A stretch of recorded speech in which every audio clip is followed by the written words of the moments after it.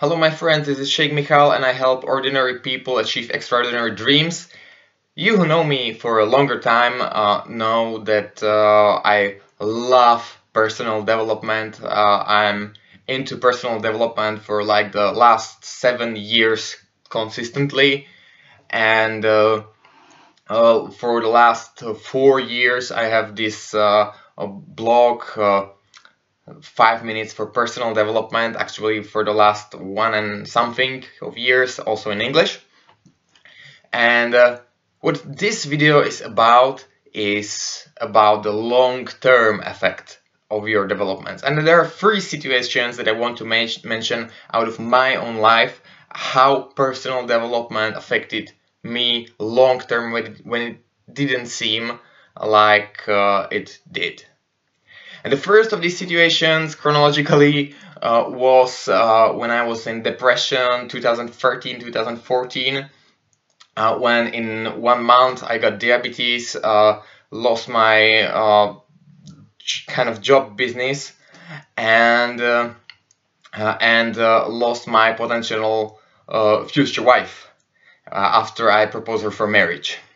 And so I was in bad depression, but I was still positive. I wanted to get out of it. I collected some personal development materials. I was pumping it out in my into my head to really get in there. And it was kind of better for a bit of time. I didn't really get out of depression, and then it got worse and worse. And finally, in 2014, I got out of the depression and never really got back as I was there before. And this video isn't about how did I do it and what exactly. I have different videos about this stuff. But what really happened was I made some profound discoveries in 2014 that got me out of depression. But the thing is, most of them was what I was pumping in my head months and months ago.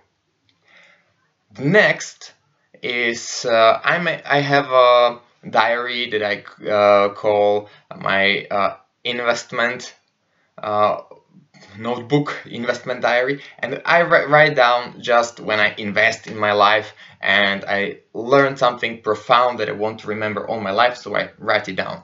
I write down all my important decisions.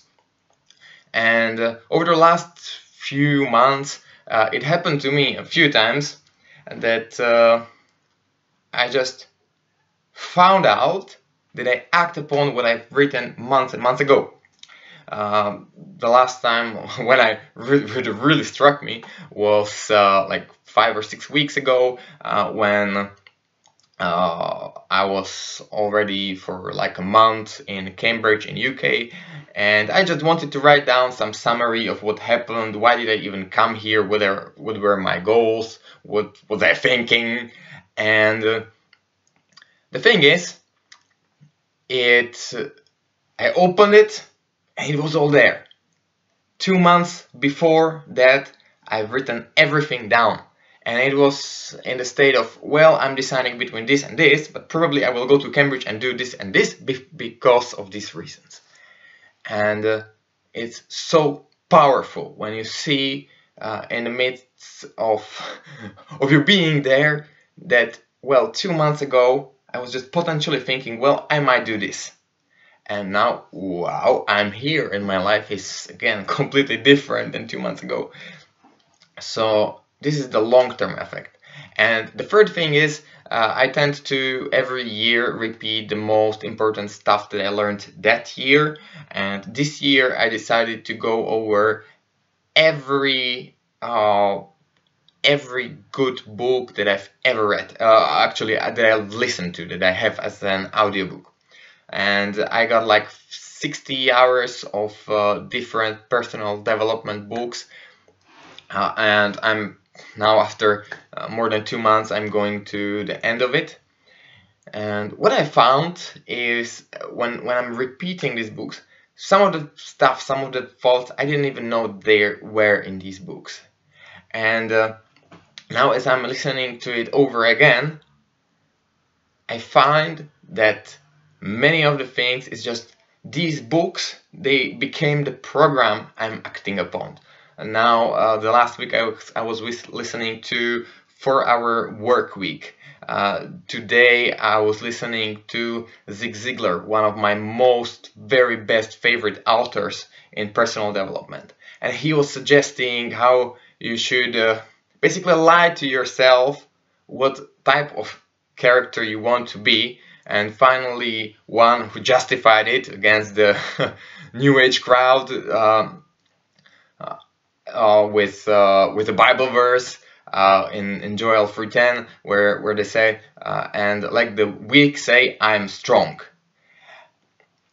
And 3 years ago, when I listened to these advices, basically I was lying to me, and I created a lot of